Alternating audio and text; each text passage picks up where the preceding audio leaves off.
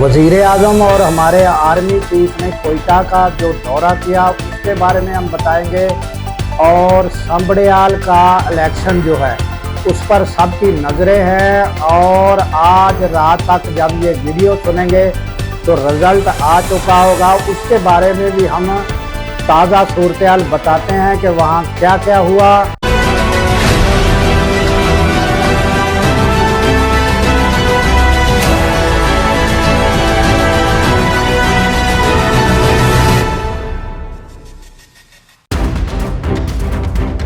अस्सलामुअलैकुम, मैं हूं अब्दुल गफ़ार। नाज़रीन, सबसे पहले तो हम आपको संबड़ियाल इलेक्शन के बारे में बताते हैं कि वहाँ क्या सूरत हाल है। तो आज सुबह से वहाँ वोट जो है पोलिंग स्टेशनों में डाले जा रहे हैं और बड़ा कांटे का वहाँ मुकाबला जारी है। और मुख्तलिफ जो पोलिंग स्टेशन हैं वहाँ पुलिस ने ज़बरदस्ती जो पोलिंग पर मौजूद प्रिजाइडिंग ऑफिसर और दीगर लोग थे उनको निकालने की कोशिश की और वहाँ मुख्तलिफ स्टेशनों में घुस गए। और वहाँ आलिया हमज़ा जो हैं वो बड़ी मेहनत कर रही हैं और बड़ा गर्मी के अंदर जफाकशी उनकी जारी है। वो मुख्तलिफ अपने PTI के अरकानों के हमरा मुख्तलिफ पोलिंग स्टेशनों का दौरा कर रही हैं और वहाँ पर जो है पोलिंग जारी है। देखना ये होगा कि आज जब ये आप वीडियो सुन रहे होंगे तो रिज़ल्ट आएगा और क्या नतीजा निकलता है। तो PTI के लोग बड़े जोशो जज्बे में हैं और उनकी जो अक्सरियत है वो नज़र आ रही है। मगर रात गए जब इलेक्शन ख़त्म होगा तो फिर असल हक़ाइक़ सामने आएंगे कि क्या रिज़ल्ट निकलता है। उसके अलावा नाज़रीन, गुज़श्ता रोज़ हमने आपको बताया था कि जो दहशत गर्दी का वाक़या हुआ सोराब का, उसके नतीजे में नाज़रीन जब FC के लोग पहुँचे तो वो वहाँ 5-6 दहशतगर्द भागते हुए भी मारे गए और ये बहुत बड़ा वाक़या हुआ था। और वहाँ जो ADC रेवेन्यू है वो भी शहीद हुए। और उसके बाद नाज़रीन हुकूमत ने बहुत अच्छा फ़ैसला किया कि वो कोयटा वज़ीर आज़म हमारे पहुँचे और उनके साथ field marshal general Asim Munir भी हमरा थे। उन्होंने एक बहुत बड़ा ग्रैंड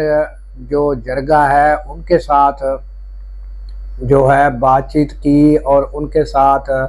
जो है उनके जो तहफ़्फ़ुज़ात और उनकी बातें जो भी थी वो सुनी। और वहाँ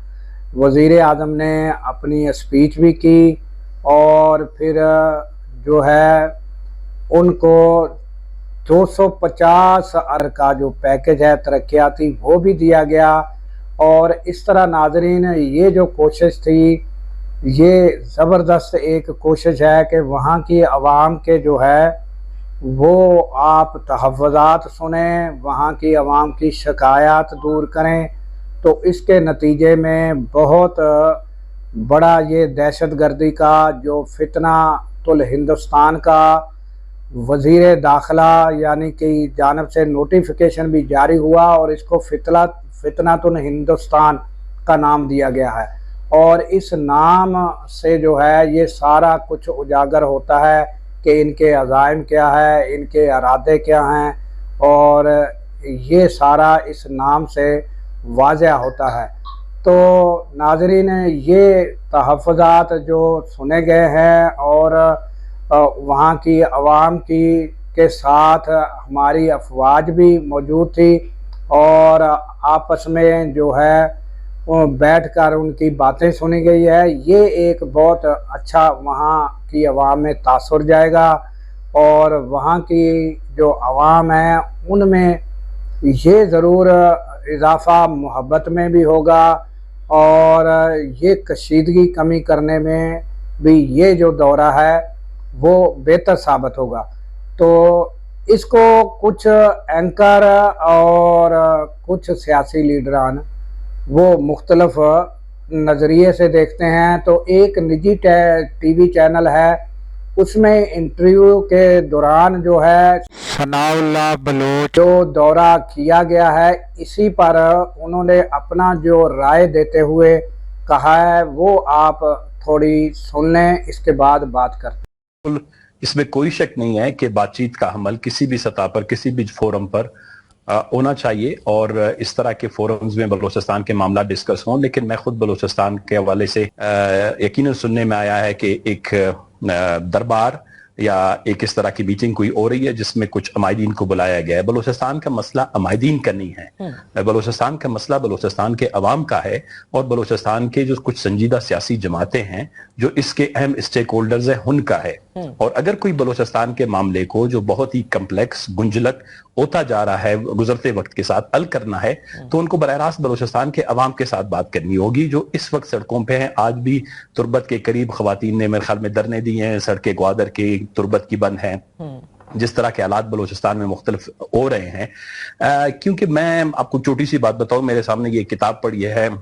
خان آف کلات کی، جو احمد یار خان صاحب تھے جنہوں نے پاکستان کے ساتھ علاق کیا 1957 میں۔ ان کو اسکندر مرزا صاحب نے اسی طرح کہا کہ آپ قبائلی عمائدین کے ساتھ آئیں، بلوچستان کے مسائل سننا چاہتے ہیں اور بلوچستان کے مسائل کا حل کریں گے۔ جب انہوں نے قبائلی عمائدین کے ساتھ ان کے ساتھ ملاقات کی تو انہوں نے ان کو آفر کیا کہ آپ جائیں باہر کی دنیا سے کوئی ایک دو اچھے وکلا کو جو ہے جو آئینی اور قانونی معاملات پہ عبور رکھتے ہیں ان کو انگیج کریں اور لے آئیں، ان سے کچھ سفارشات لے آئیں، ہم بلوچستان کے مسئلے کو انہی بنیادوں پر حل کریں گے۔ لیکن جب وہ گئے میرے خیال میں 2-3 مہینے کے بعد واپس آئے، واپس پہنچتے ہی ان کو گرفتار کیا گیا، معصوم بچوں کے ساتھ ان کے جیل میں ڈال دیا گیا، اور 1958 کا مارشل لا جو ہے وہ بلوچستان کو بہانہ کر لگایا گیا۔ پھر میرے خیال میں اگر آپ مختلف تاریخی کتابیں میرے پاس پڑھی ہیں، بلوچستان میں اس طرح کے درباری مجلسیں جو ہے جس کو ہم کہتے ہیں یہ تقریباً سینکڑوں کی تعداد میں ہوئی ہیں۔ اس وقت بلوچستان میں دیکھیں ایک تنازع ہے، اگر آپ کسی تنازع کو حل کرنا چاہتے ہیں اس سے کچھ مسلمہ اصول ہیں، انٹرنیشنل پرنسپلز ہیں۔ 3A کا جو فارمولہ ہے جس میں ایکنالج کرنا، ایکٹ کرنا،